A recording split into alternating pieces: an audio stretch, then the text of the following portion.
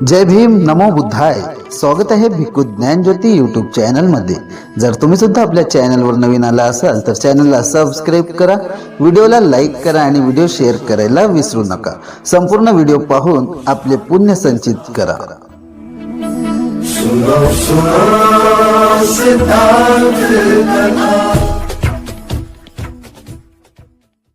महाकारुणिक सम्यक संबुद्ध चक्रवर्ती सम्राट अशोक, परम पूज्य बाबा साहब डॉक्टर अंबेडकर और नागपुर की दीक्षा भूमि पर आप सभी क्रांतिकारी धम्म उपासक धम्म मित्र, आप लोगों की ये जनसलाब, आपकी भावना महाबोधि महाविहार को मुक्त कराने के लिए आपकी ये ऊर्जा, ये ताकत ये जाहिर करती है कि आपने संकल्प कर लिया है, आपने निश्चय कर लिया है कि ये लड़ाई अब तब रुकेगी जब महाबोधि महाविहार ब्राह्मणों से खाली करा लिया जाएगा.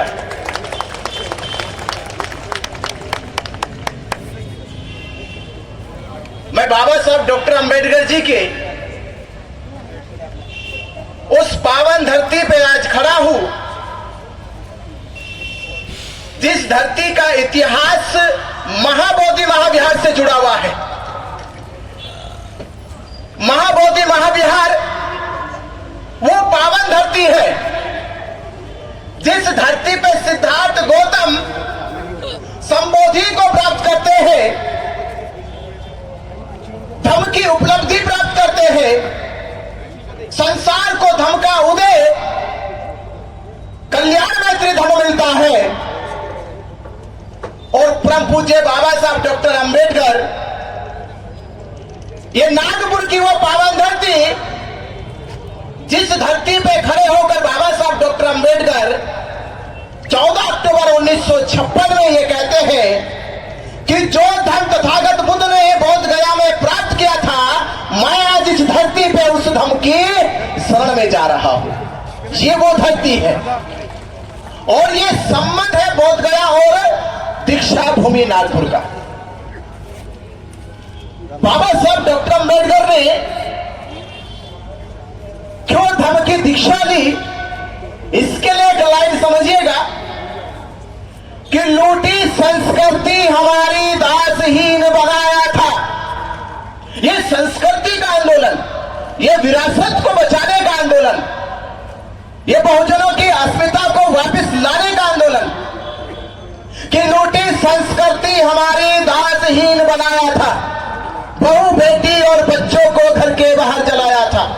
आंखों से टपके आंसू कोई फरियाद सुन ना पाया था. और होता रहा शोषण हमारा, होता रहा शोषण हमारा.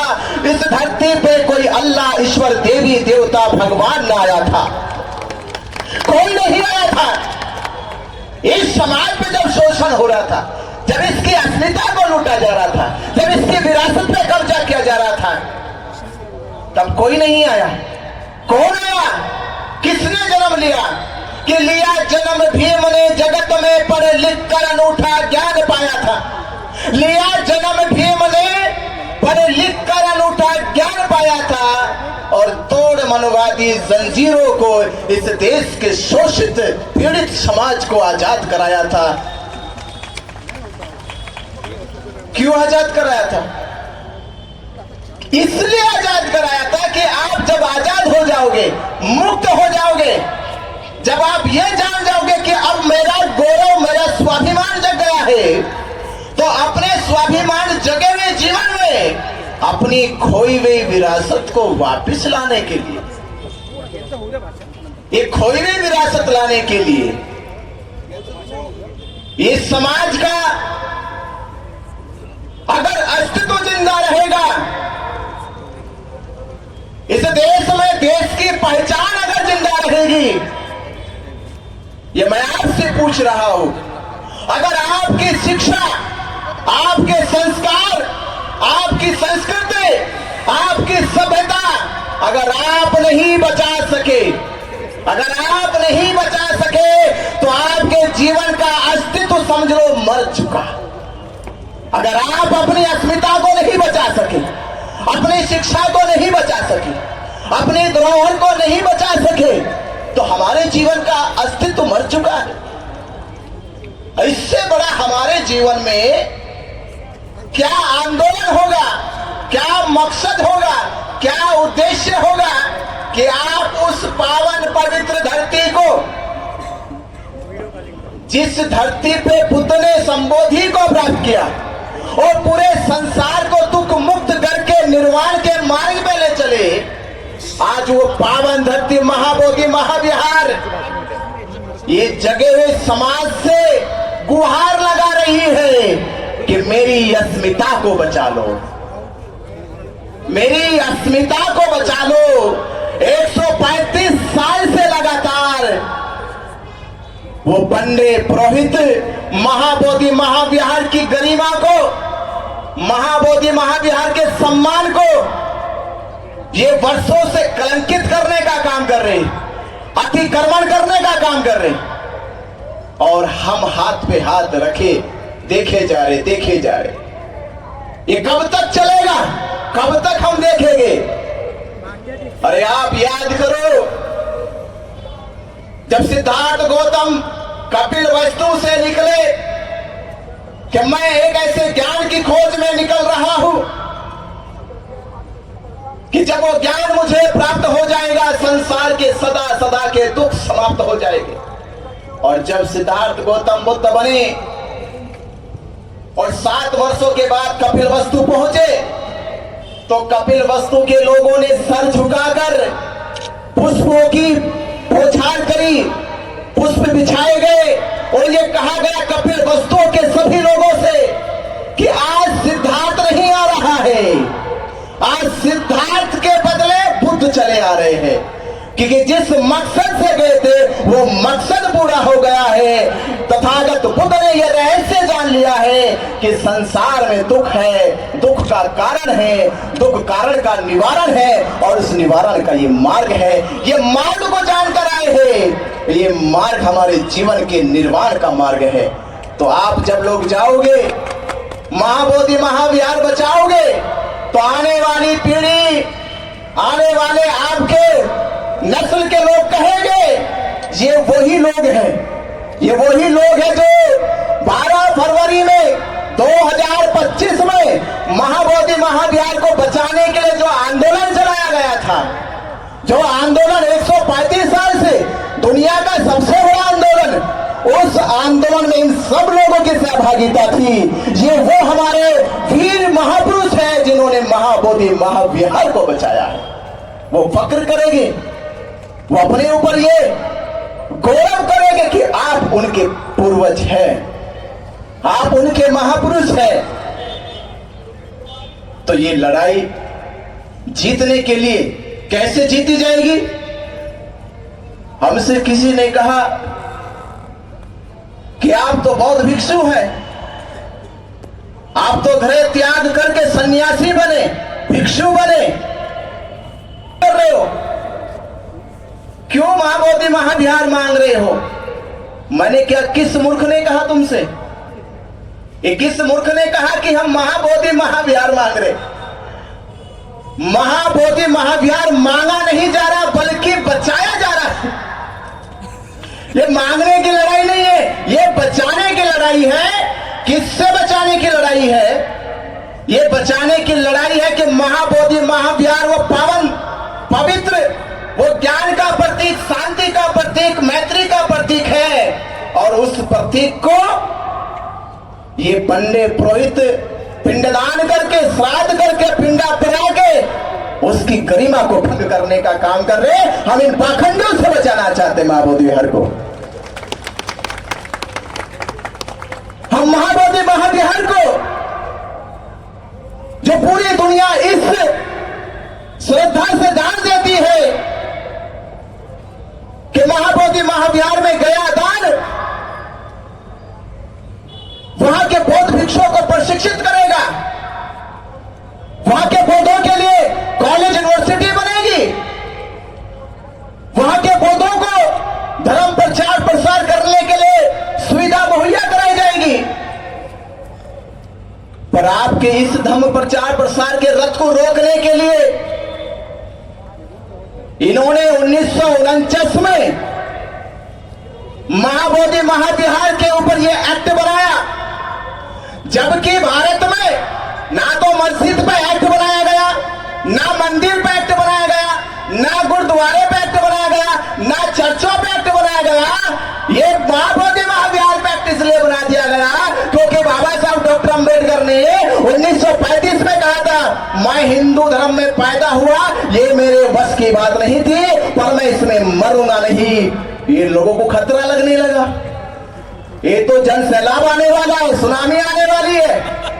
धीरे धीरे इन्होंने एजेंसी लगाई अपनी खुफिया कि पता करो ये बाबा साहब अंबेडकर हिंदू धर्म छोड़ रहे हैं, हिंदू धर्म को त्याग रहे हैं, तो ये कहां जाएंगे, किधर जाएंगे? तो किसी ने कहा कि बाबा साहब डॉक्टर अंबेडकर जी का लगाओ बुद्ध के धर्म की ओर है, बुद्ध के धर्म की ओर है। इन्होंने पहले शिकंजा कस लिया, फिर इन्होंने शिकंजा कस लिया कि बुद्ध के धर्म का केंद्र क्या है, महाबोधि महाविहार बौद्ध गया है, कि बौद्ध गया पर कब्जा कर लो, और जब बौद्ध गया पे कब्जा हो जाएगा तो इनके धर्म प्रचार का जो रथ है वो रुक जाएगा, वो गति नहीं करेगा। भारत में बौद्ध धर्म का प्रचार प्रसार ज्यादा तेज नहीं होगा, और यही कारण है मक्का मदीने पे मुसलमानों के मौलवियों का प्रबंधन है, वो जो चाहते हैं वो नियम सर्कुलेट करते हैं, पूरे संसार में वही नियम चलता है। यरूशलेम वेटिकन सिटी के चर्च में जो नियम बनाते हैं ईसाई लोग, पादरी लोग, पोप लोग, वही पूरी दुनिया में चलता है। हिंदू लोग भी अपना नियम बनाते हैं, अपने कानून बनाते हैं, पर बौद्धों के पास अपना धर्म स्थल नहीं है। वो क्या नियम बनाएगा, क्या नियम सर्कुलेट करेगा, क्या बौद्धों के प्रचार के लिए वो बैठ के संगोष्ठी करेगा? और ये नहीं हुआ तो लोगों का विश्वास टूटने लगा। लोग कहने लगे, जैसे अभी हमने मंचों से सुना और देश में जगह जगह कहा जा रहा है बौद्ध तो अल्पसंख्यक है, और हम मूर्ख लोग समझ भी गए हम अल्पसंख्यक है। हमें कहा गया बौद्ध अल्पसंख्यक है, जैन अल्पसंख्यक है, सिख अल्पसंख्यक है, और हम लोगों ने मान भी लिया कि हम अल्पसंख्यक है। आप मुझे बताओ, जो अल्पसंख्यक है आज तक उसे किसी ने अल्पसंख्यक नहीं कहा, जो अल्पसंख्यक है देश में उसे किसी ने अल्पसंख्यक नहीं कहा। बौद्ध इस देश का बहुसंख्यक है, जिसकी पहचान मैं बता रहा हूं। हमारे राष्ट्रीय ध्वज में जो अशोक चक्र है वो किनका है? वो बौद्ध धर्म का है। जो भारत रत्न दिया जाता है पीपल के पत्ते पे, वो किनका प्रतीक है? बौद्धों का प्रतीक है। जो अशोक लाट है वो किनका प्रतीक है? बौद्धों का। जो पक्षी है, राष्ट्रीय पक्षी मोर है, वो किनका प्रतीक है? बौद्धों का, मौर्य साम्राज्य का। भारत की जो आइडेंटिटी है, भारत की जो पहचान है, और प्रधानमंत्री और कुंभ मेले में योगी आदित्यनाथ कह रहे हैं कि जब तक बुद्ध रहेंगे तब तक भारत रहेगा। इसका मतलब यह है बुद्ध होना भारत है और भारत होना बुद्ध है। पूरा भारत बौद्धों की पहचान है और हम बौद्धों को समझा दिया आप अल्पसंख्यक हैं। अरे भारत ही बौद्धों की पहचान है, इसका मतलब यह है कि भारत में रहने वाला हर व्यक्ति बौद्ध है, क्योंकि भारत की पहचान बौद्ध है, तो भारत में रहने वाला हर एक व्यक्ति बौद्ध है। तो इस भारत का या इस दुनिया में अगर कोई बहुसंख्यक है तो वो बौद्ध है। और इस देश में जो अल्पसंख्यक है वो कौन है? अल्पसंख्यक कौन है? ये भारत जान नहीं पाया हमारा। इस देश में अल्पसंख्यक कौन है? बोलो। शास्त्रों के आधार पे उनके वर्णों में लिखा ब्राह्मण, क्षत्रिय, वैश्य, शूद्र, तो उन चारों वर्णों में सबसे कम संख्या किनकी? ब्राह्मण की। तो अल्पसंख्यक कौन हुआ? ब्राह्मण। जो हिंदू धर्म का वो ढोल पीटते घूमते हैं, तो हिंदू धर्म की जितनी जातियां हैं उन जातियों में सबसे तो अल्पसंख्यक कौन हुआ? पर देश उसे आज तक अल्पसंख्यक नहीं कहा, क्योंकि उसने अपने आप को बचा लिया, सेफ जोन में लेकर चला गया। क्योंकि अगर भारत के लोग जान गए कि ब्राह्मण अल्पसंख्यक है, तो फिर राम मंदिर में जो हिंदुओं के नाम पे उन्होंने कब्जा करा, हिंदुओं के नाम पे राम मंदिर में कब्जा करा, और राम मंदिर का पुजारी कौन बन गया? ब्राह्मण बन गया। चंदे का पैसा ब्राह्मण खाएगा। और ये बीटीएमसी एक्ट भी, बीटीएमसी एक्ट में 4 हिंदुओं के तो जिक्र करा, पर हिंदू कौन? हिंदू कौन? हिंदू ब्राह्मण। इसका मतलब ब्राह्मण बड़ा चालाक आदमी है। वो हिंदुओं को आगे करके अपने अल्पसंख्यक अस्तित्व को बचा लेता है, और लगातार ये ऐसे हिंदुओं को जो SC ST OBC है, उनका मूर्ख लंबे समय से सदियों से बनाता रहा है, और उनके नाम पे मलाई और दान की लुटाई करता रहा है। पर अब 1949 का इतिहास कुछ और होगा। 1949 का इतिहास कुछ और होगा। भारत में बौद्ध गुमनाम होगा। इतिहास बदल गया है, और आज का बौद्ध समाज जग गया है। आज का बौद्ध समाज जग गया है। विरासत उसकी है जो छीन के दफनाई गई है।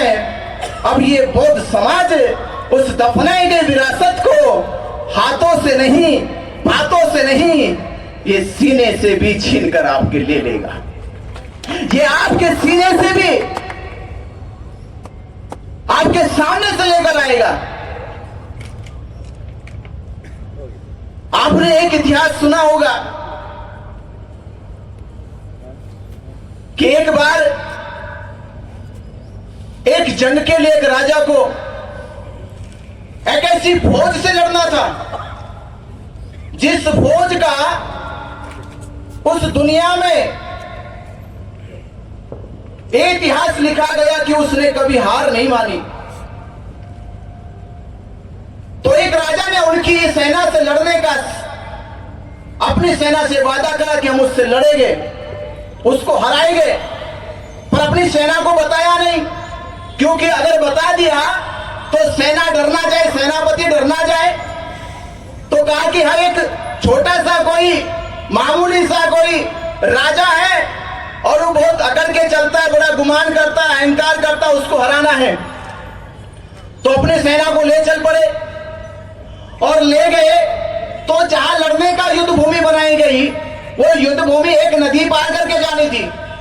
तो नदी पार करी गई नाव से, और जब नदी पार की गई और नदी पार करके जब बोर्ड देखा तो उस बोर्ड पे लिखा था, दुनिया का सबसे खूंखार राजा कि युद्ध भूमि में पहुंच गए हो, इसे हराना मुमकिन ही नहीं, नामुमकिन है। इसे हराना मुमकिन नहीं, नामुमकिन है। तो सारी सेना कहने लगी अपने राजा से, राजा हमको मरवाने के लिए यही क्यों लेके आए? हमको मरवाने के लिए कोई और जगह नहीं मिली आपको? राजा ने कहा अगर बचना चाहते तो चलो वापिस। तो जैसे वापिस चले तो राजा ने पहले जो नाव से आए थे वो नाव सब खोल के नदी में बहा दी थी। सारी नाव नदी में बहा गई। नदी में पानी गहरा था और गहरे पानी के साथ साथ बड़े बड़े मगरमच्छ भी थे। तो राजा ने कहा देखो, मरना दोनों जगह है, लड़के मर लो या भाग के मरो। या तो लड़के मरो या पीछे पीठ दिखा के भाग के मरो। पर जो तुम्हें छोड़ने आए थे इस नदी के किनारे, जो तुम्हें इस नदी के किनारे छोड़ने आए थे, वो तो ये जय जयकार के नारे लगा रहे कि हमारी सेना बहुत बहादुर है, दुनिया के सबसे बड़े खूंखार राजा से लड़ने गई है, वो प्रतीक्षा कर रही है। तो सेना कहती कि राजा क्या करे? तो राजा ने कहा ये अगर लड़के मर गए तो शहीद कहलाओगे, अगर लड़के मर गए शहीद अमर कहलाओगे, और भाग के मगरमच्छों के मुंह में निवाला बन गए तो कायर कहलाओगे। तो मेरा आपसे ये निवेदन है, ये लड़ाई लड़के शहीद होने की है या भाग के कायर बनने की है। तो शहीद होना चाहते हो? शहीद होना चाहते हो? अरे मरना तो एक दिन ही है, मरना तो एक दिन ही है। इसलिए कबीर ने कहा कि जन्म हुआ मेरा जग हंसा मैं रोया, जन्म हुआ मेरा जग हंसा मैं रोया, कुछ ऐसी करनी कर चलो मैं हंसू जग रोए सारा। ऐसा कुछ करो ना, ऐसा कुछ करो कि लोग आपके जाने का एहसास करें। और अभी हम लोग, अभी जब आंदोलन की बात चल रही तो मैं आंदोलन की तीन बातें आपको समझा दूं। हम वो समाज से आते हैं कि जहां डाइवर्जन आंदोलन नहीं चलते, ना डाइवर्ट आंदोलन चलते हैं, ना डिवाइड आंदोलन चलते हैं। हमारे आंदोलन के लिए तीन बातें बहुत प्रमुख है, जिसकी सफलता का मैं पिछले कुछ वर्षों में उदाहरण बताऊंगा। एक तारीख आंदोलन की सफलता के लिए हमारी क्या होनी चाहिए? एक तारीख, एक साथ और एक मुद्दे पे आवाज बुलंद होनी चाहिए, एक मुद्दे पे ही बस। तो एक तारीख कौन सी आ रही है? किसको याद है? कौन सी तारीख? बड़े याद होगी सबको। कौन सी तारीख आ रही है? आंदोलन के परिवर्तन की और देश में इतिहास लिखने की तारीख कौन सी आ रही है? 12 मई को 12 लाख बोध, 12 मई को 12 लाख बोध गया में होने चाहिए। ये पूरे देश में आवाज गुंजा दो। एक ही तारीख 12 मई, 12 लाख लोग एक साथ महाबोधि महाभियान को कराएंगे, ब्राह्मणों से मुक्त आजाद। कराओगे ना? कराओगे? एक तारीख की तैयारी करो। आप सोचिए 12 लाख लोग अगर बोध गया पहुंच गए, 12 लाख लोग, जो वहां का डीएम बार बार कह रहा है, वहां का सचिव बार बार कह रहा है, आपकी संख्या कहां है, बौद्धों की संख्या कहां है? तो हमने कहा भाई बौद्धों की संख्या तो यही है भारत में, भारत में बौद्धों की संख्या है। पर हम बौद्ध लोग अपने बाहरी बौद्ध अनुयायियों का भी सम्मान करते हैं। अगर भारत के बौद्ध बोध गया में अभी आकर बैठ गए तो जो लोग देश दुनिया से बुद्ध धर्म के अनुयायी है, महाबोधि महाविहार में दर्शन करने आते हैं, वो लोग कहेंगे कि यहाँ की व्यवस्था थोड़ी बिगड़ गई है। हम नहीं चाहते कि वो लोग यहाँ आए और अव्यवस्था देख कर जाए, इसलिए हमने एक ही तारीख चुन ली, 12 मई। 12 मई को 12 लाख लोग आएंगे और फिर हम कहेंगे कि मुख्यमंत्री जी आप पैर रखकर कैसे बाहर निकल पाओगे? 12 लाख लोग आ गए, अब पैर रख के किधर से निकलोगे? गाड़ी जाने का रास्ता बंद, पैदल जाने का रास्ता बंद। अब तो तभी जाओगे, पहले हमारा रास्ता निकालो और ब्राह्मण को बोध गया महाविहार से बाहर निकालो, उसके साथ साथ तब आप पटना की ओर प्रस्थान करना। ये ताकत अगर आपने दिखा दी, और हमें ऐसा लग रहा है इस बार के 12 लाख बौद्ध 145 साल के आंदोलन का अंत करने वाले हैं। होने वाला अंत इस बार इसलिए अंत होने वाला है क्योंकि आंदोलन के लिए बोध गया की भूमि बौद्ध भिक्षुओं के लिए इतनी पावन पवित्र धरती है, जिसे हमें बार बार कह रहे कि कोई तारीख बताओ कब तक ये आंदोलन चलेगा।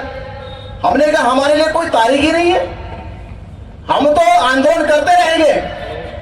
और इसलिए करते रहेंगे क्योंकि हम इस जगह पे बैठे, जिस जगह पे सिद्धार्थ गौतम बैठकर बुद्ध हो गए, जिस जगह पर बैठकर सिद्धार्थ गौतम बुद्ध हो गए, हो सकता है हम बैठे बैठे अरहंत हो जाए। हम अरहंत भी तो हो सकते थे। इससे बड़ी पवित्र जगह हमारे लिए क्या होगी, और बौद्धों के लिए, बौद्ध भिक्षुओं के लिए इससे बड़ा आंदोलन क्या होगा। और तथागत ने तो कहा था, हे भिक्षु आप धर्म का प्रचार प्रसार करने जा रहे हो, जाओगे तो इतने समझदार लोग नहीं है कि तुम्हारी बातों को आसानी से समझ जाएंगे, बड़े मूर्ख लोग हैं। जाओगे तो तुम्हारे ये पहले वेशभूषा को देख के तुम पे चिल्लाएंगे, गाली देंगे, तो गालियों से डरोगे तो नहीं। बोले कि तथागत आपने तो सिखाया है कि समुद्र बन जाओ, जो भी नदी आ जाए उसका अस्तित्व समाप्त कर दो। नदी का अस्तित्व तब तक है जब तक समुद्र के बाहर है, और जैसे वो समुद्र में गिर जाती है वो उसमें गुमनाम हो जाती है।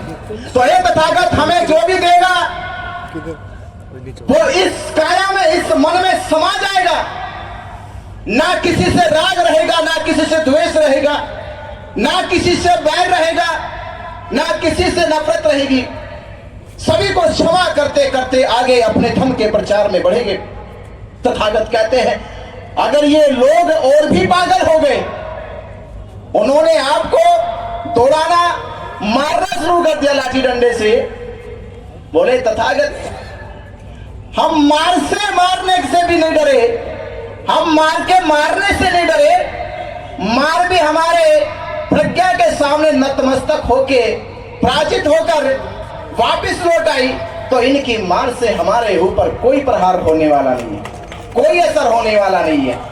तथागत ने कहा तो आखिरी और बात कहूंगा, अगर उन्होंने आपको जान से ही मार दिया, आपके प्राण ही ले लिए, तो बौद्ध भिक्षु ने कहा हे तथागत इस जीवन का उद्देश्य पूरा हो जाएगा। जन्म लेना है तो मरण निश्चित है, और मेरे जीवन का यह उद्देश्य था कि मैं धम्म के मार्ग पे चारिका करते करते धम्मवाणी को बोलते बोलते, बुद्धवाणी को बोलते बोलते अगर मेरे प्राण चले जाए, ये प्राण जाने का मेरे जीवन का सबसे बड़ा लाभ ये होगा कि मैंने धम्म बोलते बोलते प्राणों को त्याग दिया है। धम्म बोलते बोलते, नहीं तो लोग हॉस्पिटल में रोते रोते त्याग देते हैं, तो मैं हॉस्पिटल में रोते रोते प्राण नहीं त्यागूंगा, मैं तड़पते तड़पते प्राण नहीं त्यागूंगा। मैं बुद्धवाणी बोलते हुए, बुद्ध घोष करते हुए, महाबोधि महाविहार को मुक्त करते करते अगर प्राण चले जाए तो इससे बड़ा मेरे जीवन में और निर्वाण क्या होगा। तो मैं आप इस कड़ी को हमें आगे बढ़ाना है, एक साथ, एक तारीख और एक ही मुद्दा कि महाबोधि महाविहार मुक्त करो, बीटीएमसी एक्ट रद्द करो, महाबोधि महाविहार मुक्त करो, महाबोधि महाविहार मुक्त करो, महाबोधि महाविहार मुक्त करो, बीटीएमसी एक्ट रद्द करो, बीटीएमसी एक्ट रद्द करो, बीटीएमसी एक्ट रद्द करो। बस यही मांग हमारी 12 मई, आप जीत जाओगे, सचमुच कह रहे हो कि जीत जाओगे। और इस आंदोलन को ऐसा आंदोलन बनाओ कि लोग आपसे इतिहास जब लिखे और कहे कि बौद्धों से बड़ा आंदोलन इस देश में किसी ने नहीं चलाया। मजबूत करो अपने आंदोलन को, हर एक तरह से मजबूत करो, ताकत के साथ लड़ो, निराशा से मत लड़ो कि निराशा से आंदोलन जीते जाएंगे। आंदोलन जीते जाएंगे पूरी ताकत से, पूरी शक्ति से, पूरे हौसले से, पूरे जज्बे से। कभी कभी आपका जज्बा ही सामने वाले को बिना लड़े हरा देता है। तो ऐसा जज्बा अपने अंदर पैदा कर दो कि दुश्मन आपके जज्बे को देखकर ही हार मान जाए और महाबोधि महाविहार को पहले ही खाली करके भाग जाए। तो आपकी ये तैयारी, और मैं हकीकत बात ये बता दूं कि महाराष्ट्र वो प्रदेश है, सच में ये मुझे अब समझ में आया कि महाराष्ट्र नाम क्यों रखा। ये तो चलो आप जानते, मैं और बड़ी बात बता रहा हूं कि महाराष्ट्र क्यों रखा, क्योंकि राष्ट्र होता है। बोले राष्ट्र के ये सारे 28-29 राज्य राष्ट्र हैं और इन सबके ऊपर, इन सबके ऊपर महाराष्ट्र है। तो महाराष्ट्र इसलिए सिद्ध कर दिया उन्होंने। पिछले आंदोलन में देखा हमने, जैसे इतिहास पढ़ा उतने तो हम बड़े नहीं थे, पहले देखा कि महाराष्ट्र के लोग ये आंदोलन चला रहे, उन्हें आंखों से देख लिया कि महाबोधि महाविहार की लड़ाई 80% महाराष्ट्र के लोग लड़ रहे हैं। इसके लिए मैं तहे दिल से आप लोगों का बहुत बहुत साधुवाद धन्यवाद करता हूं। सच में आप लोगों के भीतर बाबा साहब डॉक्टर अंबेडकर जी का स्वाभिमान जीवन जीता है। सच में आपने ये सच में भारत के और बुद्धिस्टों को और अंबेडकरवादियों को बता दिया कि वाकई महाराष्ट्र के बगैर कोई भी लड़ाई हम लोग जीत नहीं सकते। सच में आप लोग वीर हो, बाबा साहब के सच्चे सपूत और वीर हो। आपने सुना और हम यही फिर अपील करेंगे 12 मई को 12 मई को 12 लाख 12 मई को 12 लाख 12 मई को 12 लाख 12 मई को 12 लाख बोध गया होने चाहिए। जय भीम, नमो बुद्धाय। और आप अपना सपोर्ट सहयोग जरूर करके जाए। नमो बुद्धाय। असेच नवनवीन व्हिडिओसह भेटू पुढील व्हिडिओमध्ये। तोपर्यंत जय भीम, नमो बुद्धाय। सुनो सुनो सिद्धांत कथा।